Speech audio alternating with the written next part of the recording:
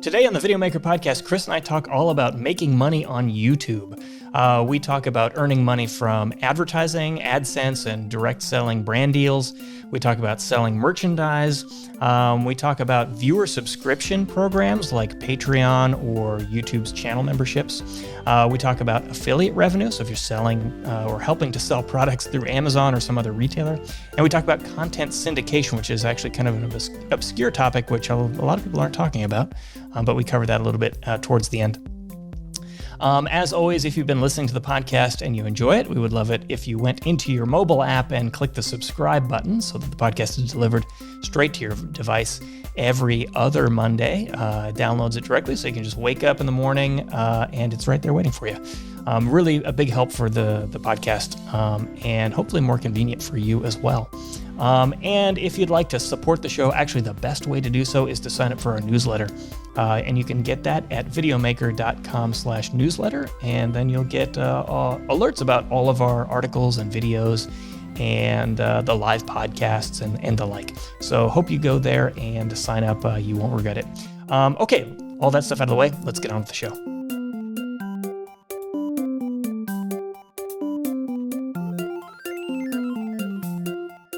Welcome to the Videomaker podcast. I'm Mike Wilhelm, and with me, as always, in the same room today is Chris Monlux. We're both vaccinated, so don't worry. Yeah, that's right. That's right. Actually, I guess you're not with me. It's more like I'm with you, right? Since this is your home base for the podcast normally, and I'm usually elsewhere. You're now sitting in my seat, and I get the B seat now. But yeah, and we actually it was funny when we were planning this.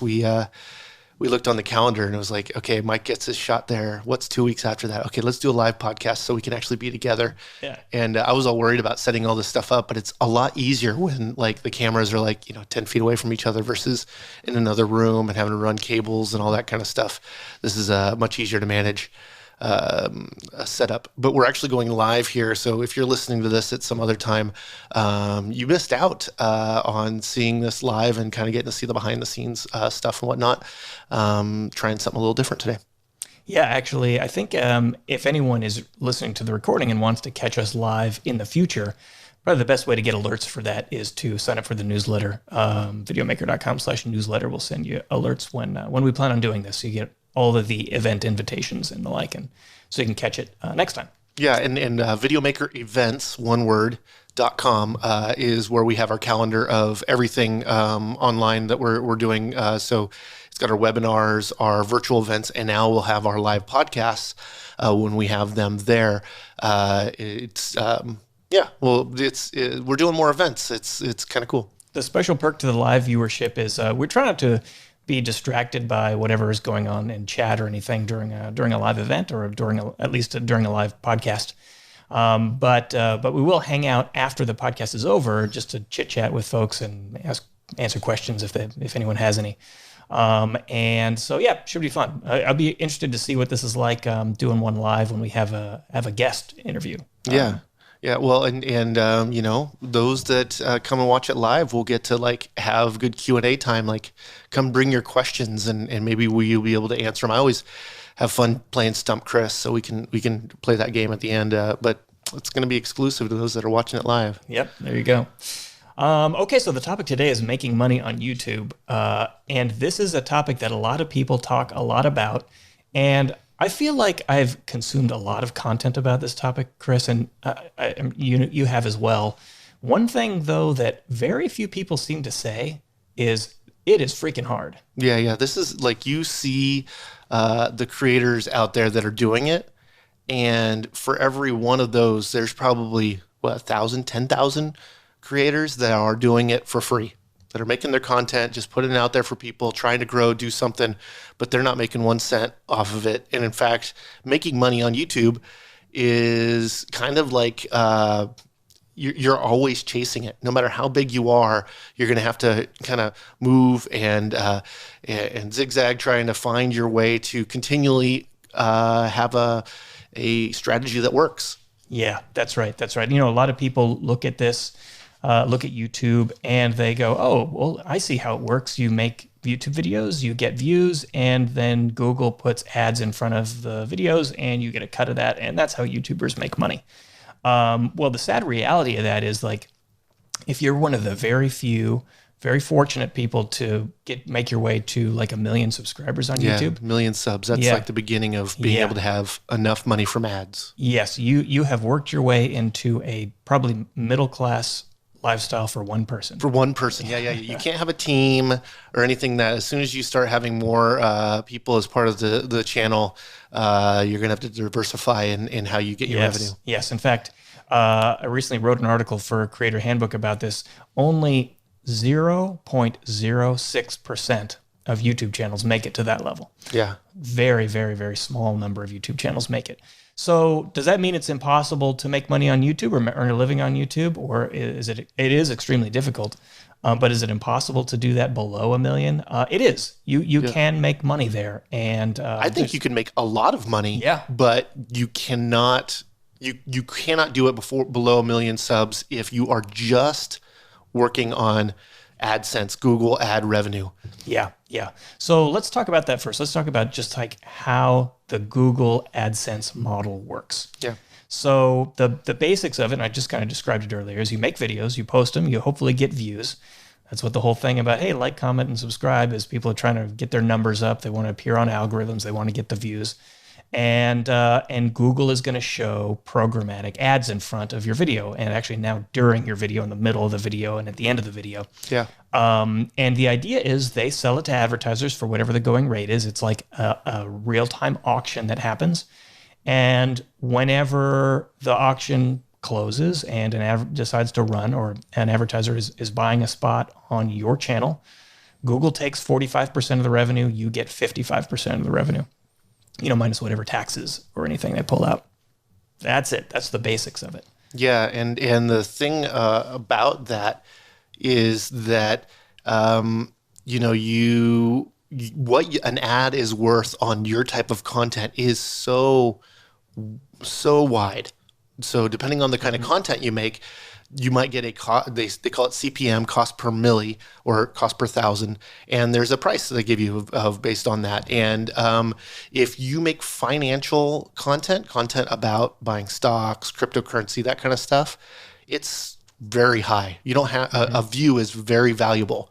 But if you're making, I don't know, gaming content, or I'm trying to think of stuff that's really hyper saturated, and also the amount of money made per transaction if someone was going to do what you're doing. Actually, no, children's content might be there. Yeah, because there's not even no advertisement in that. Right? Oh, really? Yeah, that's right. Classically, advertisers know that children don't have any money. Yeah. Well, and now you can't even run an ad on something that said it was for kids, but that's why you get the channels that are making brand out of this so that they can sell merchandise. Really. Yeah. So there is a huge range there. Actually, something that happened during the early days of the pandemic is a lot of YouTubers who were making, I'm going to call it general interest videos.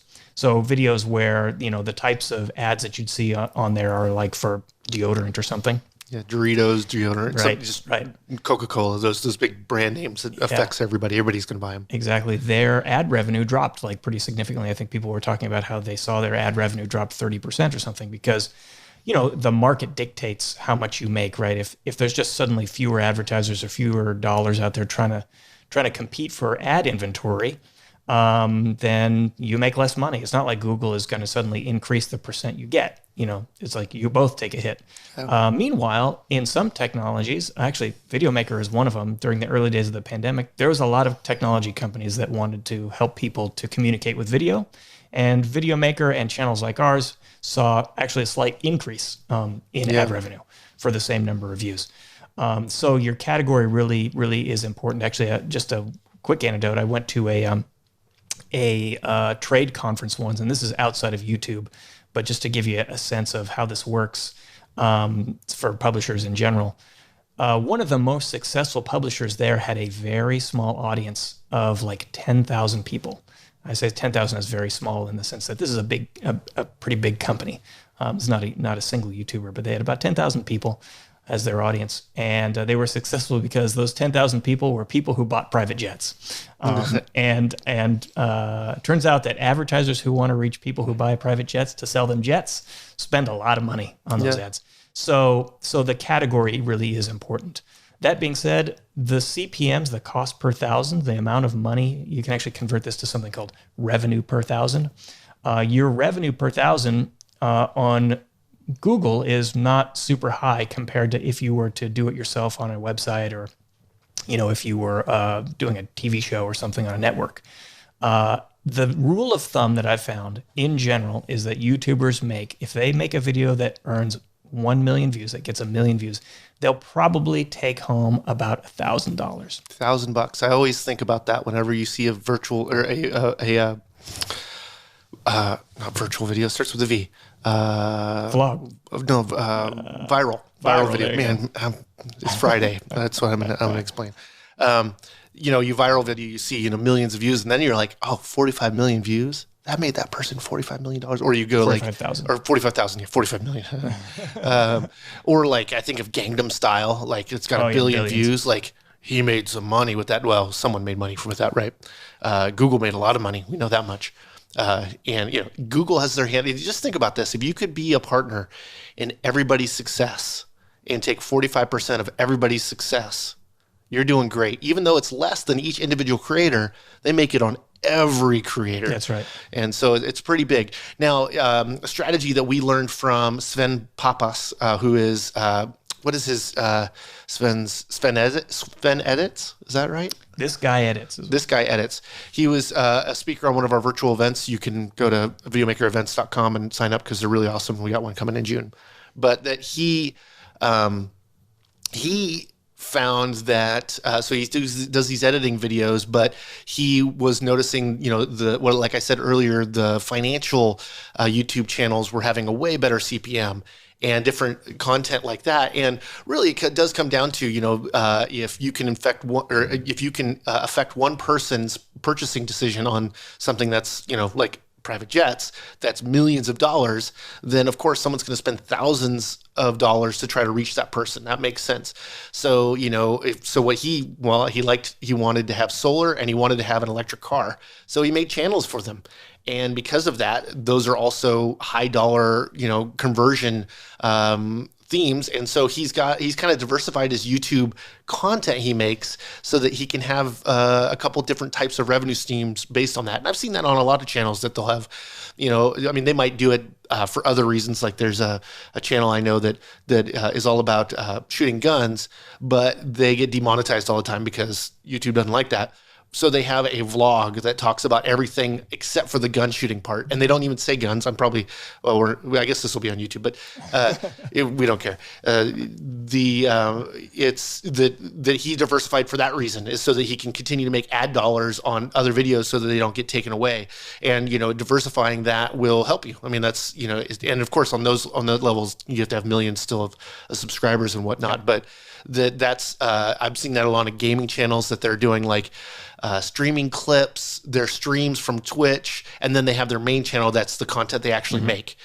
So that diversification can come in the way of multiple YouTube channels. It can be on choosing content, a topic to which content is paid. The content is more valuable to advertisers, but it still takes views. I mean, it still takes making content that people want to see. That the like, subscribe, notification, all that stuff is neat, but none of them really make you any money. What they do is they tell the algorithm, hey, this is popular, people like this, people watch this all the way through. Google goes, we like people to stick around on our website, so if people watch your content all the way through, you're doing great. What I think is really neat is channels that could have post a 10-minute video and get lots of views, and then they could post a 5-hour video and get lots of views.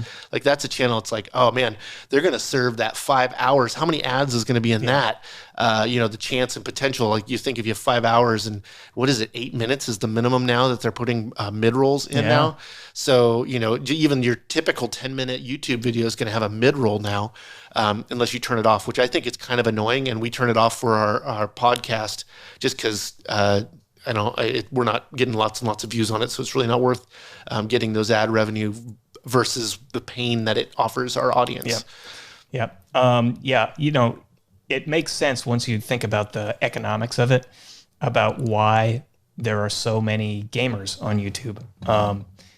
The name of the game with the AdSense model is you want to make as much content, get as many views for as little effort and little expense as possible. And gaming works out really well for that. People like watching it. And a single person can make the content by themselves every day, lots of it. Yeah. And so it's easy to get those views that way. I mean, assuming you have the personality and all that to get them. But easy is relative. Yes, exactly. But, as opposed to if you look at someone like Devin Supertramp, Devin Graham, he does these incredible, stunt videos, action sports videos that take a lot of work. He's traveling around the world and getting about the same views as a single gaming video might get.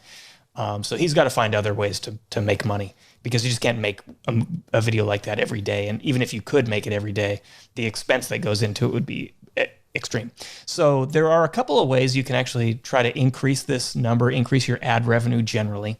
The one that seems to be most appealing for YouTubers is to join an MCN, or a multi-channel network. And what this is these are organizations that they're kind of like talent agencies in a sense, but they're these companies that will take on YouTube channels, help them grow, and in exchange, they're going to negotiate better ad rates from YouTube. They might do some direct selling themselves. So the multi-channel network has sales reps that are trying to make brand deals and connect brands with their clients, their creators, and they're going to take a cut of that. They're going to take a cut of the revenue.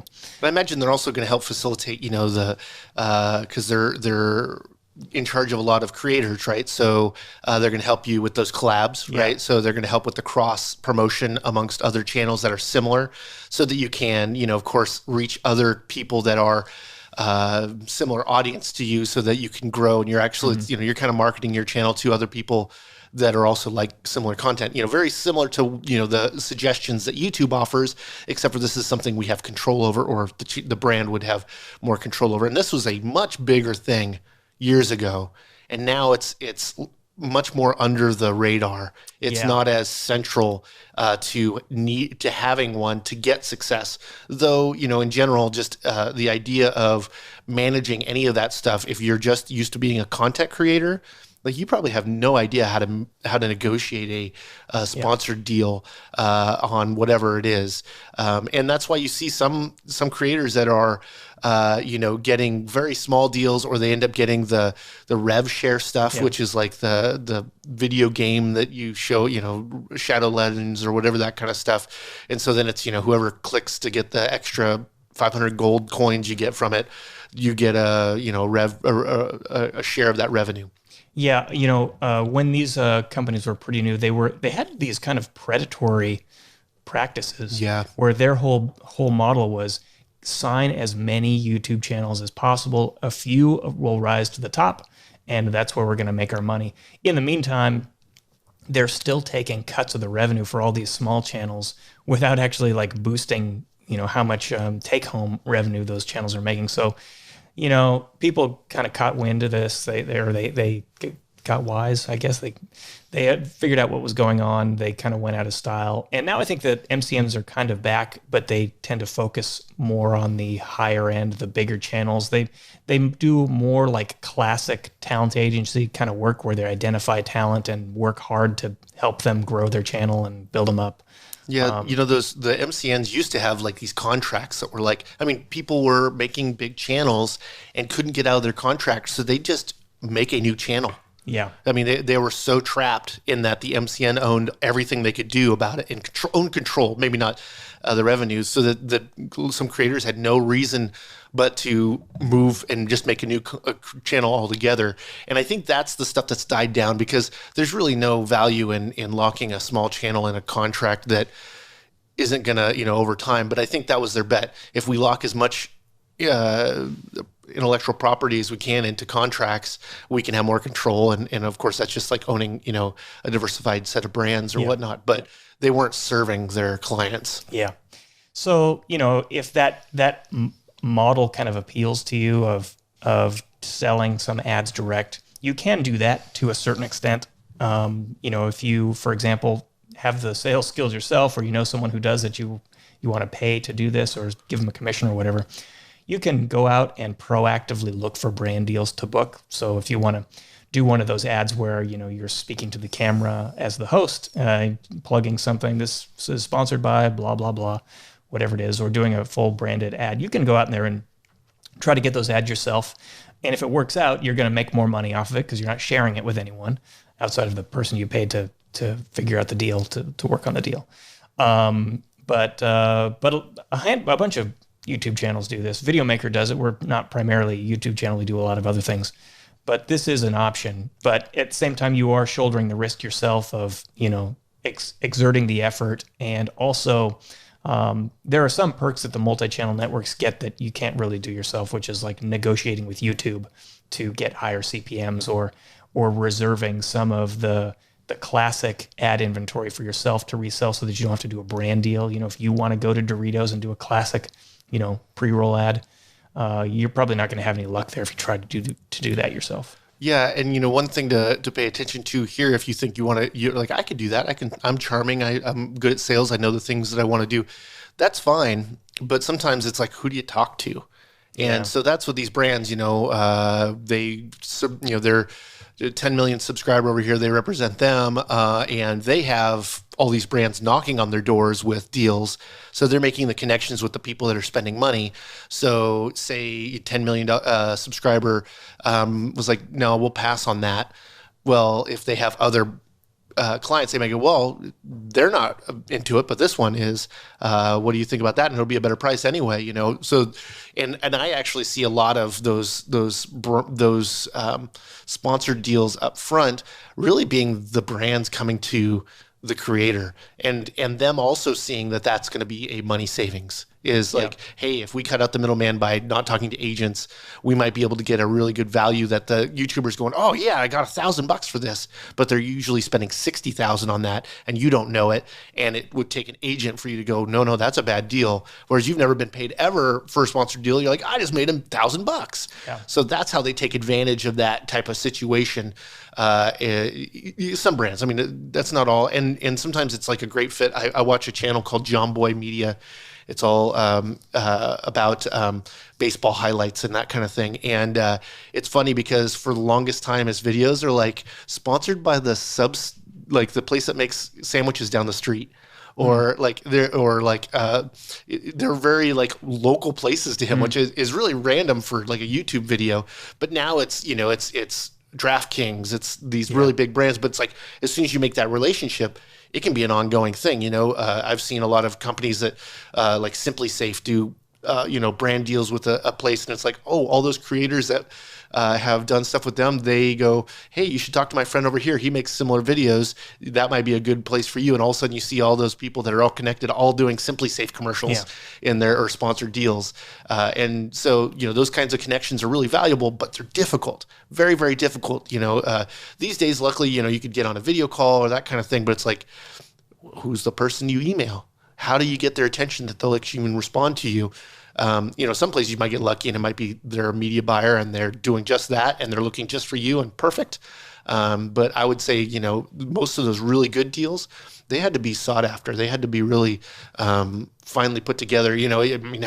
How could Mark Roper, great example, he makes 12 videos a year. And I don't think he depends on the ad revenue for anything. He makes sure that every single one of his videos is sponsored by a brand that will pretty much pay for the production of it and then him to do it. And that's it. And I mean, how much simpler is that? I mean, that's so typical TV. I mean, that's just how almost all, TV and film even has been funded for the longest time. So those kinds of avenues are actually really great to go down, but you have to be every single video he makes is viral. You know what I mean? So and he's got the special sauce of the stuff he's talking about to be that widely, ranging that he could be talking to. I think Bose was one of his his sponsors. It's like, well, who doesn't need headphones? So, it's very wide scoping there, but that's, the brand deals are neat, but, they're difficult, but very well worth it. I was talking to, was it Casey Neistat we were talking to? I might have been talking to Casey on our own, but that he was talking about a deal, with I think Samsung, and he's like, I want to make my money, but I want to make this big enough that Samsung's actually going to get their money's worth as well. So it's like it's a total different negotiation than just making content and then putting an ad at the front. Yeah, I mean, if you don't do this sponsored video thing, you do have a lot more freedom to not have to think about, am I going to fulfill on my obligations to the sponsor? But the sponsored videos are really where the money is, and a good example of how you kind of know this is true is if you ever watch Mr. Beast, now knowing this 1 million views equals $1,000 in Google AdSense revenue, you can look at these and go, wait a second, Mr. Beast made a video where he gave away $100,000 and it got 38 million views. Like, he just lost a bunch of money. A lot of money if that was real. If that was the direct connection. Exactly. So he has to have these brand deals to make up the difference, right? And Mr. Beast is like extraordinarily wealthy here. So despite the fact that he gives away all this money. The brand deals are where a lot of YouTubers right now are making money. But yeah, like you said, Chris, it's difficult. It's difficult unless you job it out. Well, and Mr. Beast, he probably had to take some really big risks at first to do those big things at his own cost to be able to drive up enough, I mean, he came out like lightning, and he's I heard someone call him the biggest YouTuber, even though he doesn't have the subscribers, because every one of his videos does great. Mm-hmm. Everybody knows about Mr. Beast, and his videos are usually pretty wholesome. They're people having fun regardless of what the subject matter is and that kind of thing. So it's very widely accepted. And of course he's squeaky clean. He's not doing anything that's causing sponsors to pull money or whatever else. I think he's willing to play that game because that's, it's the machine that he really feeds. But man, what a scale you need to be able to do that kind of content. No one today is going to be like, I want to be like Mr. Beast with 1 subscriber, because it's like, right. You better be Richie Rich or something, yes. And just want fame to make that happen. Yep. So all of these big YouTubers do these 2 things. They rely on the ad revenue from AdSense. They do these branded deals. Some of them try to sell the deals themselves versus having the MCNs do it. But another one that is quite popular, at least amongst the big YouTubers, is merchandise sales. Totally. And this is one area where, if you have a loyal audience, you can do quite well here. But there's some nuance as well. But, the common thing is t-shirt sales, hat sales, and there's all kinds of companies out there now that their job or the service that they offer is we make and print merchandise for YouTubers. Like, you put your art up and then they run the store, they, sell the hats or whatever. Yeah. They drop ship it straight to the buyer and you don't have to think about it. Totally. I mean, there's companies that not only have been started and that's all they do, and enough that they could offer like 50 designs and, they only make them when they get so many purchases. So, so it's like a lot, the risk for the creator and for the merchandise, manufacturer is actually relatively low. But if you think about like having 1 million subscribers and say you sell 1,000 shirts, if you sell 1,000 shirts at $25, that's probably a pretty typical, I think, of like going to see a band or whatever, some kind of fan shirt, and you made $10 on each one, maybe, that's 10 grand pretty quick, right? Or no, what's 1,000 at 20? 10 grand. Yeah. So it actually depends quite a bit on how you do this, right? So this is coincidental, but Videomaker is working to make some new shirts, some film crew shirts. We've offered these in the past. We're going to try a new thing now. And we're using Amazon's service. So Amazon has a service for creators that does this. It's like upload your art and then they make the things. Yeah. So our shirt that we're doing is a Videomaker logo on the front. It says Film Crew on the back. Just white in both, and black fabric. Seems pretty simple. $20 is their cost. They say, we mark it up as much as you want. We're taking $20 off of it. Wow. Actually, Chris and I both have family who are in the garment industry. Yeah. And coincidentally enough, and we know that it doesn't cost $20 to make a shirt. Oh, no. And so if you're real savvy and you want to make some money, you will not use these services you can do this yourself by working with directly with garment printers. Now you won't get the luxury of being able to just have them sold one off. You have to buy hundreds of them at a time probably, and then sell through your stock. But then you're talking about spending $5 or $10 a shirt or whatever, and then charging 20, and then boy, now you get the $10 or the $15 profit. Yeah, I have a little bit of anecdote about that because my son, who's 8, has started a YouTube channel, and he's really excited. His first thing was, when do I get to make merch? That was one of his first things. I'm like, you're a very astute kid. And I said, well, when you get to 100 subscribers. Well, of course, I mentioned to my buddy who makes shirts, and he's like, I can make you shirts. I went, really? He's like, yeah, $3 a piece. Yeah, there you go. Including the print, the shirt, everything. So I'm like, well, what's the lowest I can buy? And he's like, 24 of them. I'm like, sweet, $100, we're great. Or $75, great. And got them, and he's super stoked about them and all that kind of thing. So they can be really cheap, but other, some brands or some channels, one of them, it was Demolition Ranch, which is that gun channel I was telling you about. They just started their own company because they were like, man, they want so much money that screw that, we're just going to do this. And so we're going to hire printers and we're going to do all that kind of stuff. Now they're bunker branding, and they represent just YouTubers in general. And the funny thing is, they had some guys that have a channel called How Ridiculous that are Australian that came to the US.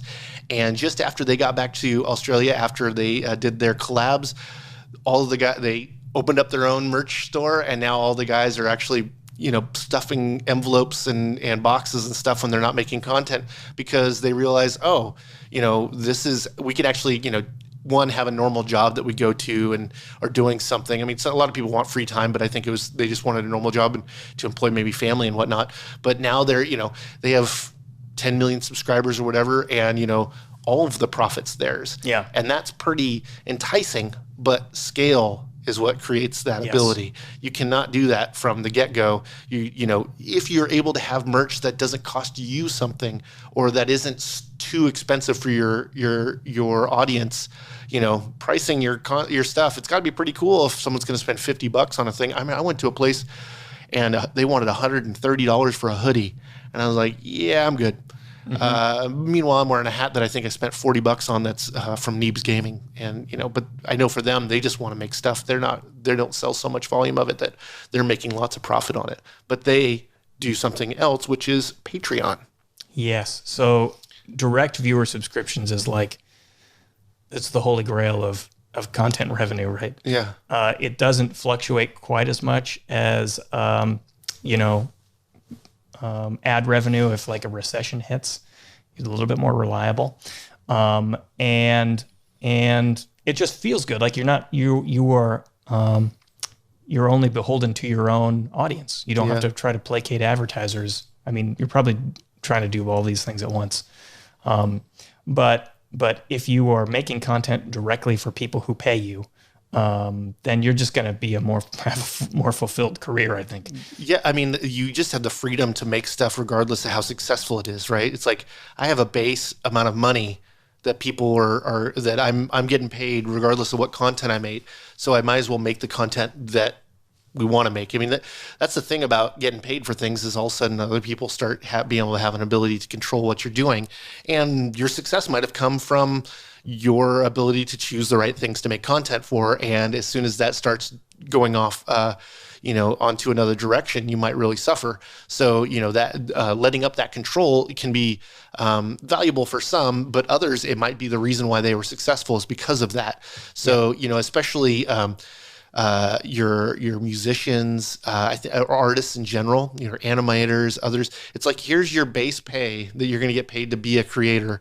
Now spend your time making content people want to see. Now, like Patreon, they usually have you end up getting we give you a free video a week or an extra behind the scenes video or something else like that. But it's because of that base pay that you're able to make more content because you have a budget for it. Patreon is, I actually think, they're the leader, and I think the big reason why is their CEO is a YouTuber. He has a channel called Scary Pockets, as well as Papa Moose, and he is a music producer, musician, and whatnot. And I think it's really cool because he uses he spends half his time being a CEO, the other time making music. But they'd be selling records right now during COVID, they'd be out of, I mean, if they were just doing live shows and selling shirts and CDs, which is the normal musician route in the US at least, they probably would have had to quit, a long time ago. Yeah. And they started out doing lots of music videos and all this kind of stuff, and they found ways to really fit it. And what I thought was really the coolest thing is they were making enough money from what they were doing that during the pandemic, they're like, we're only hiring out-of-work people, or we're going to really try to be really diverse with the people we hire to do the work, or we're not taking any of our revenue from this. This is all going to the people that help support us, so the camera crew and all the rest. And we don't need this money because we have other revenues, that kind of thing. And so they're able to be just more equitable with the content. And that's great. I mean, that's such a freedom that if you want to do those types of things would be very difficult if you didn't have a significant, enough revenue to make all that stuff happen. Otherwise, you'd be taking huge, hits in your, what you can eat at night. Yeah. So the whole idea with Patreon is obviously, you sign up there and you try to encourage your viewers to go and sign up for a recurring payment subscription program. Yeah, it's monthly, and you can set different price levels and say, well, if you sign up, if you give me this much money, I'm going to give you this kind of perk, and if you give me even more, we're going to give you more perks. But it's an ongoing thing. This is you're pretty much, I think of this like the way it used to be for artists. Artists needed to find someone rich so that that rich person would support them to be able to continue making their art. Yeah. And so this is like, instead, the people that like seeing the art can go, I want to support you so you can make your art, so the art can exist. Mm-hmm. But it can be $5 a month. It could be these little breadcrumbs. Yep. It's just when it scales up, that ends up being really great. The big problem, of course, is more people you're beholden to, and being able to figure out a business plan that'll actually support the content you have to create to get that kind of revenue. The beauty of the model here with Patreon is it doesn't need to be more videos, right? Like you might go, well, I'm already making as many videos as I can per week. I can't make any more for people who want to pay me.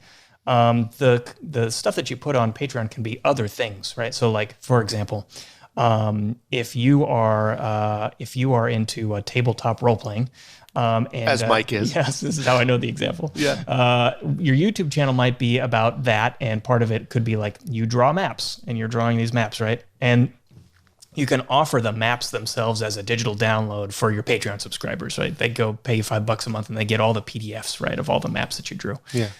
So that's like a byproduct of the original channel that you could just like make money off the side.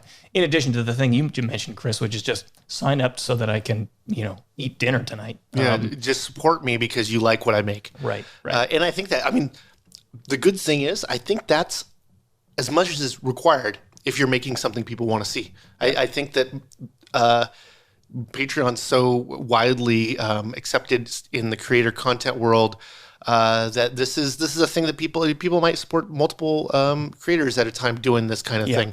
One of my favorite channels, Neebs Gaming, I think it's really cool. They have a live stream which they play with their subscribers or with their Patreon people. Yeah. So they just open up a game that can have 100 people in it, and they just do stupid, silly stuff all together. For them, it's just them doing it live, and how cool is that? You get to play with your creator. That's worth the perk. That's the VIP pass. That's like a byproduct, right? As in, they were going to create content anyways. They probably were doing a streaming strategy anyways. They need other players in the game that they're going to play. So, well, how do they choose? Well, they're people who support them financially get to be those players. For them, it was they live stream, I think, every Thursday. And eventually there's we have Patreon people that want to pay more money to be able to play with us. So one tier will get to watch. And if you pay more, you can come play. Yeah. And it's gaming, it works so well in these kinds of things because creating content from games is very, it's just so in line with what with how YouTube needs more content. You have something super dynamic and fun to watch just you don't even have to be that interesting of a person if you are an interesting game player. Or you could be in my case, Neebs Gaming. They're not good gamers. They're all just really fun to watch die. And that's how it is. But it's that foundation. I know for Neebs Gaming, we did a podcast with them is that like they use all the Patreon money just to pay their editors. So they have 3 staff editors so that these guys can just make the content and then hand it to those guys, and then they make it and they go from there. They must make enough revenue for the 5 guys on everything outside of that, but that's just fantastic. And I think it becomes harder when you're a single creator to like be willing to cut the pie up. It's like, if I have 100% of the pie, why am I want to share any of this, right? And so that can be very attractive, but I think to scale, sometimes you just have to make that, there's going to be that tipping point of like, I only have so many hours in my day, no matter what someone pays me, I can't do any more. Yeah, so the idea of the Patreon revenue paying an editor in this case, it's like the money just goes into a big account and then you distribute it wherever it goes. And the money that the editor gets, they don't know like, oh, this dollar came from a Patreon subscriber as opposed to this other dollar that came from advertisement. It's like those guys probably either did one of 2 things. They said, we don't have an editor and we don't have enough money to pay for an editor. Let's start a Patreon and that will pay for the editor. Or they said, we have an editor and we're doing great and we want to make more money. I want to give myself a raise. I'm going to start a Patreon subscription and say the Patreon money goes to the editor, and now the more profit that the company is now making goes to me. Yeah. And maybe there's some halfway point in between there or whatever, but yeah. So there's actually another way though, beyond this. Actually, we should just say Patreon they work like Google in the sense that they take a cut of these transactions. Yeah. And they have a number of different levels that take anywhere between 5% and 12% of the transaction amount, which is, if you compare it to Google's 45%, quite good. It's quite good. And you're actually connected to those that are viewing. That's the thing as a content creator, as a YouTuber, myself, we are so disconnected from the additional views on something. We have a video that's got 1 million views. We have a new video that's got 1,000. That's such a big thing. I could know 1,000 people. Those are probably, if I look at it, maybe those are our core subscribers. But when you get to so big, where do these people come from? Yeah. Did they even, how is this benefiting me outside of the view they gave me on that one time? Yeah. And that's the thing really is when you're trying to monetize these things is how do I convert this into money I'm making? And a lot of times it's through building community, and that really, I think, Patreon helps support that kind of diehard fandom, but not everybody makes content that, is going to have fandom following it. Right. But there are other ways to earn money directly from your subscribers. YouTube has one that's built in called channel memberships. And this, I think, is basically like, it's kind of like Netflix, only not quite.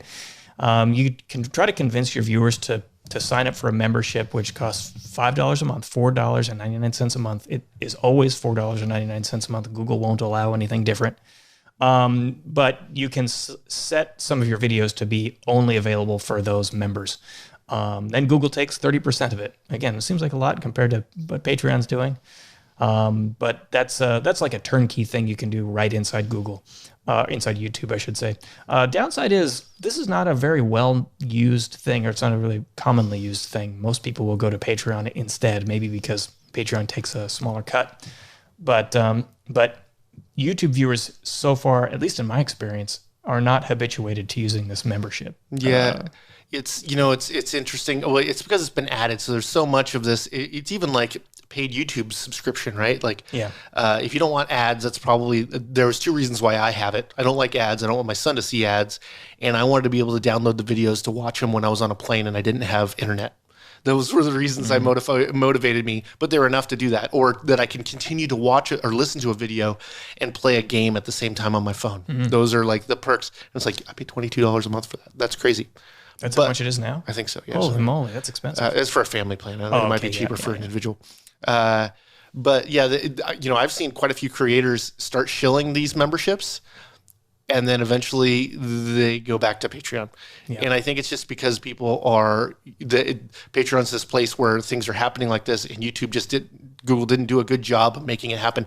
And Google hasn't done a good job, except for ads, at adding any value to YouTube. They tried to do YouTube Red, and they'd have, exclusive content. I'm a subscriber and I don't even get notified of exclusive content. I don't see their stuff except for when I'm searching for something and it shows it to me.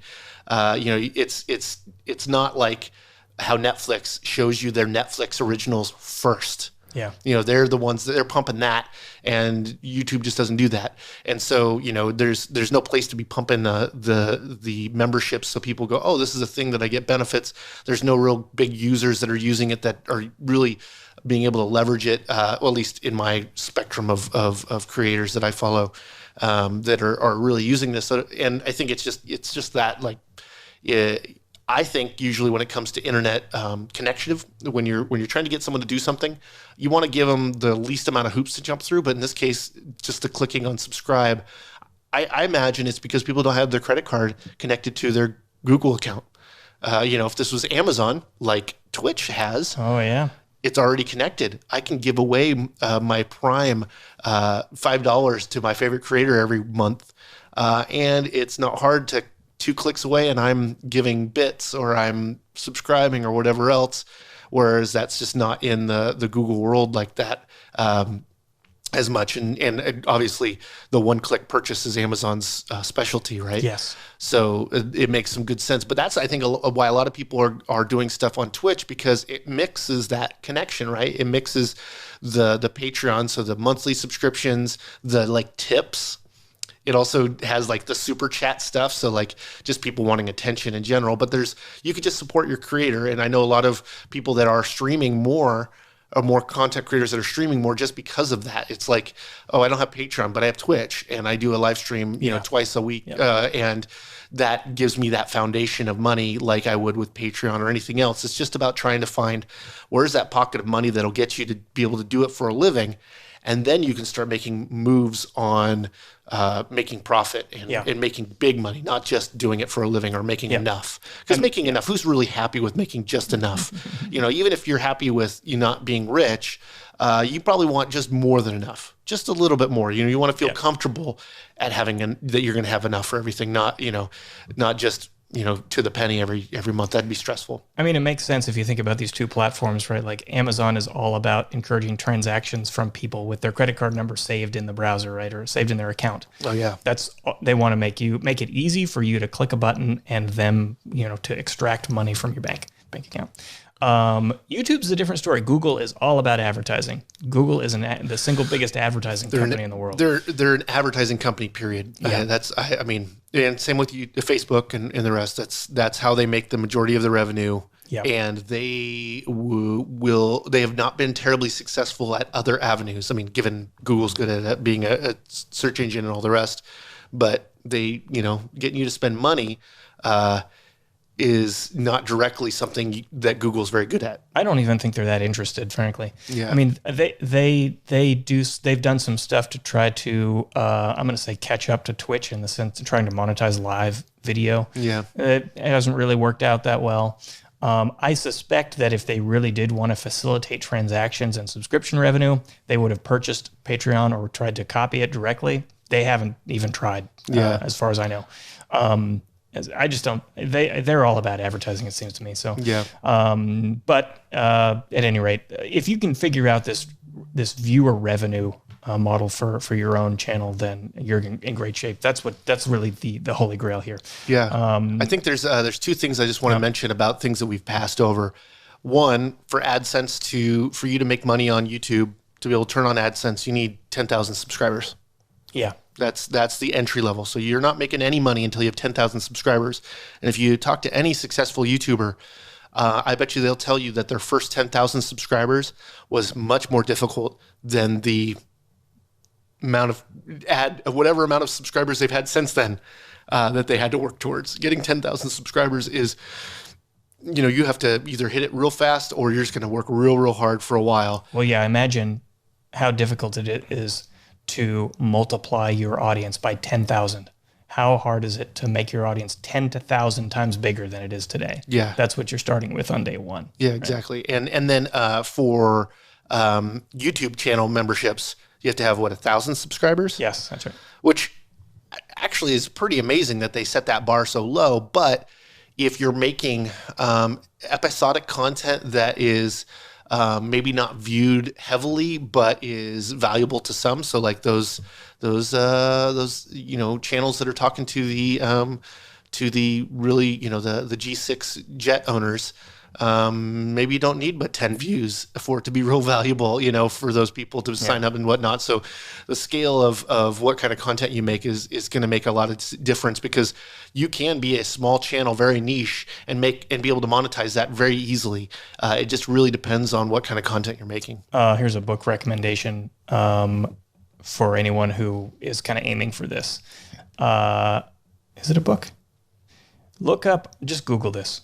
1,000 True Fans, 1,000 True Fans, which is this idea that that if you can get to 1,000 true fans, then actually you're in great shape. You're going to be able to succeed in whatever you're trying to do. Essentially, that's kind of the benchmark, because those are the people that are going to support you, kind of thick and thin. Yeah, absolutely. I think of musicians through this time. You didn't have to be a big musician. I mean, as soon as I heard musicians can't play live, as soon as I connected with the musicians that I like or I was able to give money to, it's like, I want to help support you because you can't support yourself right now. Mm-hmm. And I think that small number really doesn't take a whole lot if you have people's connection to their, you're actually truly connected to them through them being a true fan. Yeah. Okay, so let's see. We're actually running short on time. We've got 2 more things to discuss, but these are relatively simple. We can get them quickly, I think. So one is affiliate revenue. This is the idea that if you can help Amazon or another company sell their product, they will basically give you a commission on those sales. It's not big. It's not big. But there's a cool caveat with Amazon. Someone came to Amazon with your link. It doesn't matter what they buy. You're getting some cut of that. So that's a really big strength, for us. We have links for cameras, and if someone decided they needed diapers for their kid while they're there, we made some money on diapers. Yeah, so that's a strength and a weakness, right, of Amazon. It's in the sense that I could hear some insight about how Videomaker does this. So we do have affiliate links on the website, and it goes without saying that these links go to things like cameras and tripods and microphones. That's all they go to. Yeah, exactly. And these are not inexpensive things. No. Right? An inexpensive camera is a few $100, and Amazon pays like 4% for a 4% commission on a camera sale. So it's a few bucks. It's not bad. But if someone goes and clicks on the camera and they go, well, I think I'm just going to wait on the camera, but I do need some toothpaste. Well, how much does a tube of toothpaste cost? Yeah. And what's 4% of that? That's how much you make.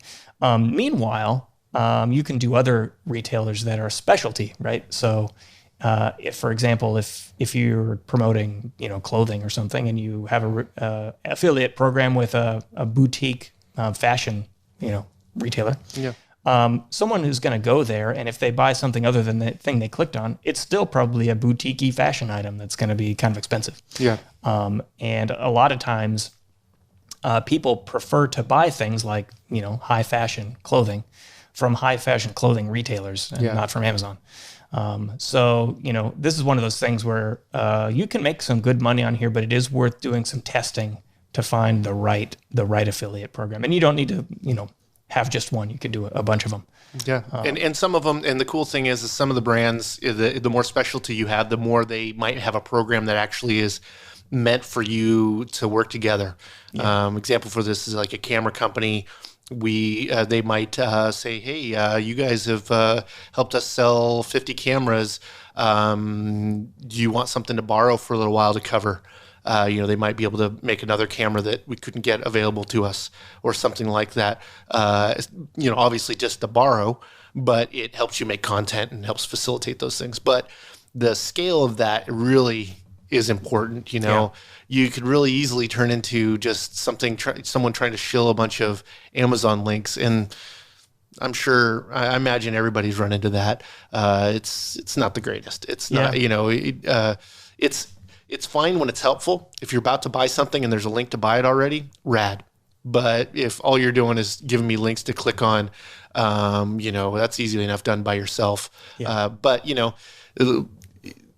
I always think of this with Walmart. It's pretty hard to escape Walmart without spending $100. That's like kind of their golden number that they're trying to get everybody to spend before they leave the building.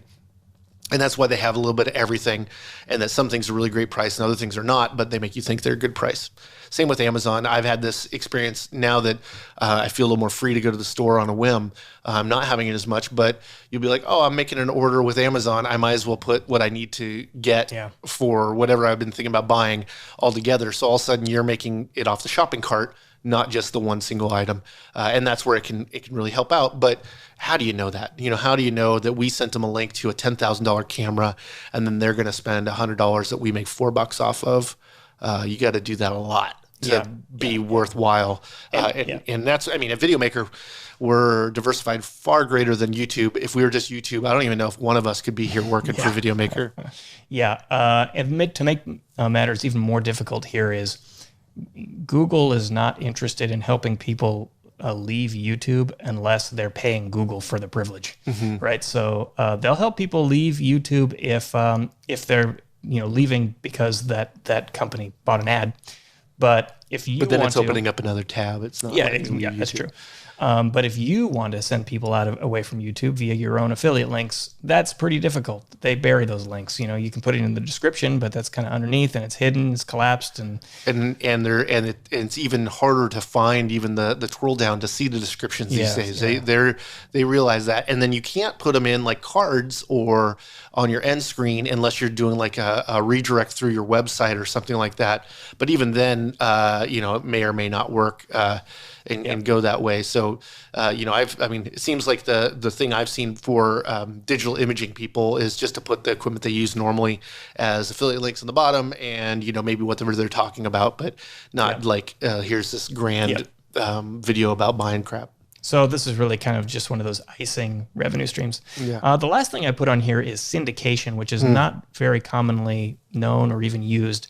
The big brands do this a lot.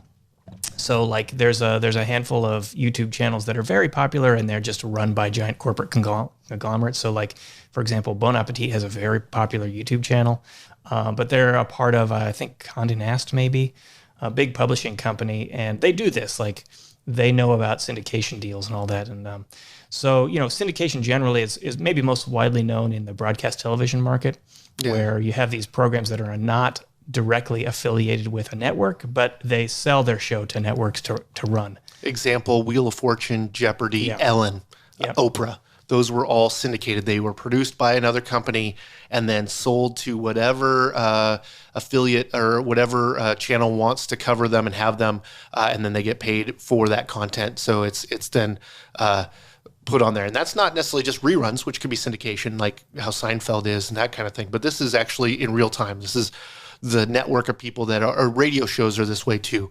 I'm sure people have Bob and Tom and that kind of stuff on their radios. That gets syndicated. Howard Stern, all about syndication. Maybe not Howard Stern anymore because he's all on Sirius. That's how he gets paid. But it was very much when he was just a New York disc jockey that it was all about the syndication of a show to other stations that needed content to promote. So that's the holes that you're filling a lot of times with this affiliation or syndication of your content. I've seen Jacksepticeye on Nickelodeon. They have a show that they just take clips, and I think it's interesting because they bleep him. Like they're on Nickelodeon and he actually gets bleeped, but he's just such a wholesome, nice guy. It doesn't really matter that he's swearing, that they still put him on there. I think he's just a genuinely nice person. Just seems to swear, so it's a little bit more okay. But that's obviously he's getting a kickback from Nickelodeon for them putting that content on there. Or what other kind of syndication have you seen? Yeah, so that's one example where a bit giant YouTuber is working with a broadcast or a cable network. But there are other. You can actually simplify this way down to the micro level, and so Videomaker specifically here is technically participating in syndication in the sense that we make content, we post it on our website, and we post it on YouTube. That is a form of syndication. Yeah, right? yes. So we're syndicating our content with YouTube, and YouTube is paying us a little bit for that privilege. I've seen them where YouTubers will make their content primarily for YouTube, and then they'll also be on Netflix. So there's a form of syndication. Some channels will make their own OTT app, over-the-top app. So this is like you make an app for Roku or something, and you can put your content there and run your own ads on it, either ads that you've sold directly or you could do a programmatic thing where you're piped into an ad network. But it's generally the idea of putting your content in other places and making money from its appearance on those places. Yeah, and it's interesting. We actually had it on here with our MCNs. We were going to talk about Disney's digital network and Machinima, which I think are very well known. And something that's not necessarily an MCN, but it does this syndication thing, which is Jelly Smack. It's a company that what they do is they go to creators that are on one platform. So in YouTube, PewDiePie is one of their clients, and they take his content on YouTube and they reformat it and make sure it fits all of the different other social outlets. So they take PewDiePie's content from YouTube and they format it and make it work best for Facebook. They do that for Instagram and all the rest of the other, TikTok and all the rest, and really format. And so through that syndication, they're able to just really leverage the content they already have to growing and making money in other places that aren't their main focus. Which I think is tended to be syndication in general, is that you're focused on the thing you're making, and then the others just get to benefit because you're making content that people want to see that has some other avenue of being able to be connected with. Yeah. So there is some revenue potential here if you have the energy to try to make this work. You can make money there, especially if you have a bigger channel. But that's the end of the list, Chris. It is. I think we did a pretty good job not getting too off the. I mean, although this is an hour, we've been doing podcasts every other week, and they've been like shorter. So this is a longer one. Since we're live, maybe I don't know. Maybe it's a topic we. It's very. I mean, there's a lot here. In fact, there's probably I know there's got to be many more ways to make money on YouTube that we didn't cover. Totally. We just don't know about it, I guess. It'd be great if people actually just wrote in and told us other ideas and other monetization tricks. Yeah, but a lot of people are holding that close to their vest. That's their secret. Yes, and exactly. we're not trying to hold secrets here. We're trying to educate. And luckily for us, we get to dabble in all this in more typical advertising. But it's like because we're a normal publisher, we already have parts of our machine working this way. We already have salesmen calling brands to go, hey, would you like to do things like this? Would you like to work in this way? Oh, you just want to run an ad. Okay. Do you want to run a pre-roll ad or do you want to run a banner ad? All that kind of stuff is conversations that if you're able to leverage your content is the way to make a living. Yep. Okay, we'll call it there, eh? Yeah. All right. Thanks, everyone, for tuning in. Hope you enjoyed it. We'll catch you next time. Big thanks to everyone for listening. Hope you enjoyed this episode. There's a lot here, man. We talked about a lot of things, and again, I think there's probably some stuff we didn't cover just because people are doing experimental and new things that are working. We would love to hear about it. We'll have to update our podcast later about all the new techniques people are employing, but we covered all the big ones, and I think this is going to be one you're going to want to bookmark, maybe come back to later. As always, if you've been listening to the podcast and you enjoy it, love it if you would hit the subscribe button, and why don't you give us a written review on iTunes too? It's been a while since we plugged that, and those are always helpful. So for Chris Monlex and everyone here at Videomaker, I've been Mike Wilhelm, and you've been listening to the Videomaker podcast. We'll catch you next time.